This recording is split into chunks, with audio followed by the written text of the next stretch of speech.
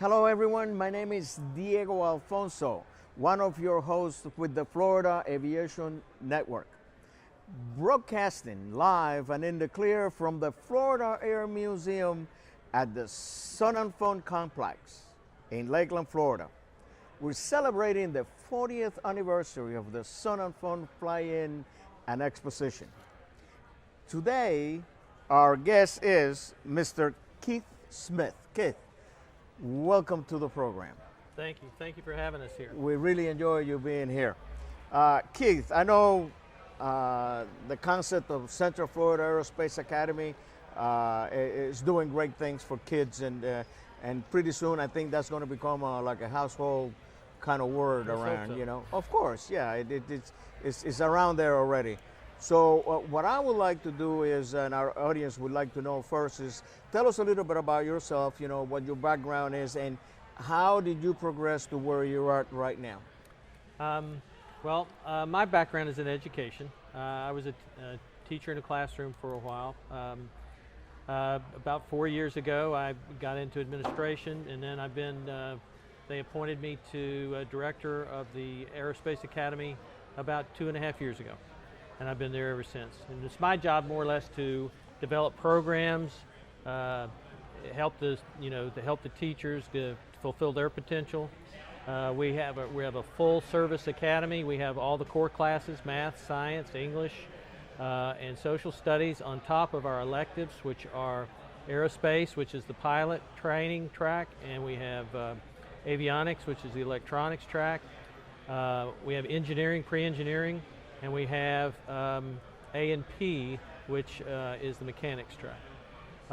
In fact, I just came from JetBlue is one of our partners, and they just flew in and where they have donated $25,000 recently to our program, and we had a big ceremony with the giant check and the kids holding the check and everything, and we're very, very grateful. JetBlue has become a very valuable partner. Not only because of that, but they also have a program where they track our graduates as they go through college, and they will advise them in their careers, on their college careers. And if they follow JetBlue's advice, then they will offer them employment after they graduate from college. So that's a tremendous benefit for our students also. Oh, that's got to be an unbelievable thing, you know, for the just young kids going over there. Now, I also, you mentioned A&P. You know, I'm a mechanic too. Oh, yeah? Of course, I started as a mechanic because I like to fix things and things like that, but really my love was flying. And of course I did the whole thing, the airlines, the Part 135, schools, CFI, which I love the most. I'm still teaching. I'm presently doing exams now. I'm a designated pilot examiner. So give us a little bit more background on, for instance, the A&P thing. How does that fit into the program? We have to do A&P, you have to designate a 2-hour block.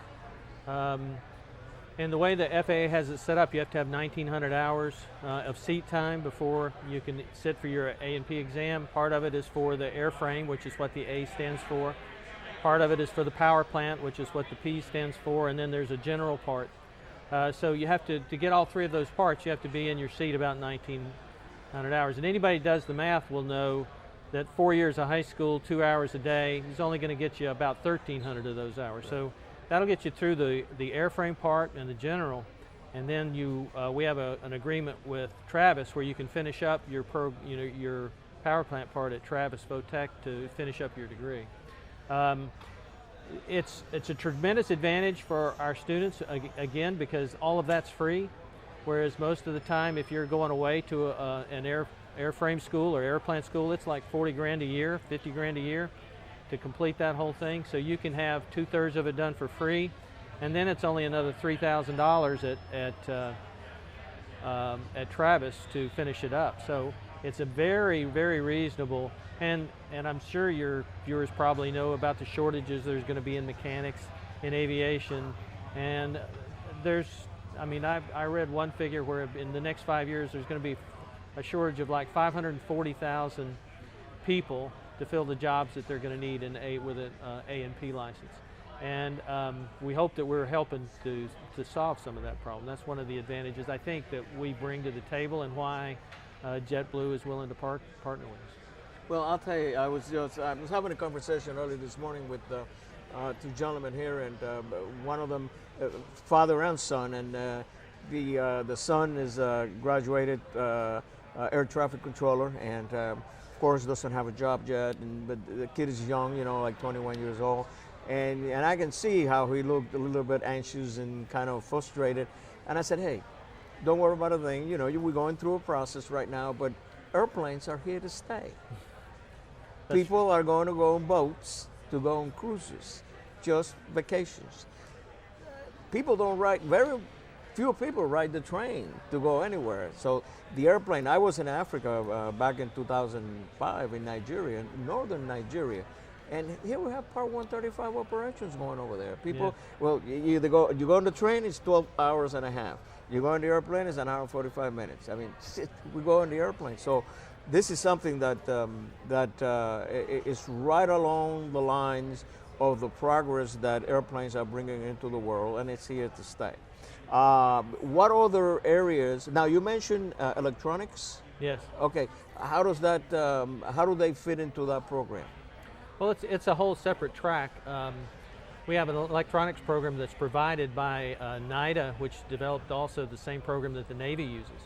And it's a computer program that they use modules. They go through each module one step at a time, from the start to the finish. And that's a 4-year program also.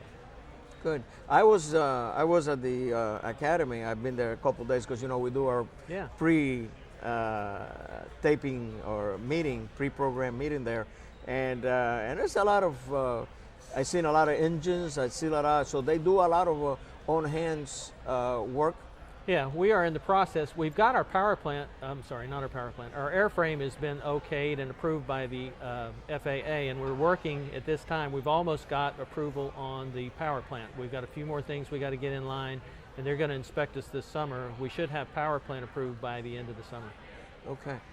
Is there anything else that you would like to let our audience know about Central Florida Aerospace Academy, or if they can be of any help to Central Florida Aerospace Academy? Well, I just would like to put in a word for Sun and Fun. I mean, Sun and Fun has been a great partner for us. They've helped us in so many ways. In fact, I was just talking a few minutes ago with Bob Knight, and he's wanting us to put together a program where we introduce students who've never flown at all, and we're going to put them together with pilots and actually get them flights, get them more interested in aviation.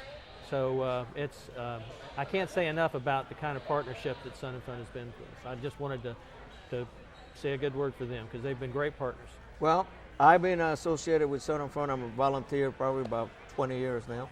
And I'll tell you, the work that these people do all the way around, it's not just the show. Right. It's what's behind the scenes that a lot of people really don't know or see. And the work they do is commendable, and your work is commendable, and we wish you most of the luck in the world. Thank you very much. It's a shame that we have come to the end. We have to say goodbye at this point. Well, thank you very much for having me on. And it's been a real pleasure, and wish you all the luck in the world. Thank you. And you, thank you so much for joining us. My name is Diego Alfonso with the Florida Aviation Network, and we will be back soon.